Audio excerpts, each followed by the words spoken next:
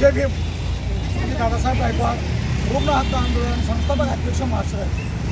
तथा आज कोरगाव अनाथाश्रम मी या जागेवरती मुंबईमध्ये कोरेगाव या जागेवरती आहे.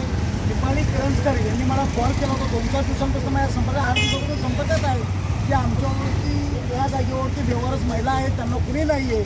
ऊन वारा पावसामध्ये त्यांचे खूप हाल होतात.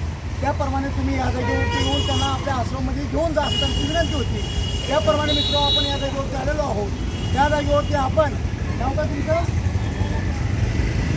मंगरा जयराम खेरे यांना आपण आपल्या आस्क आश्रममध्ये पुणे शहरमध्ये आपण यांना घेऊन जात आहोत. या जागेवरती मला दीपालीताई करंजकर यांनी या 2 माझा लेख मातेची सेवा करण्याची संधी दिली. याबद्दल मी दीपालीताई यांचे आभार व्यक्त करतो. धन्यवाद मित्रो.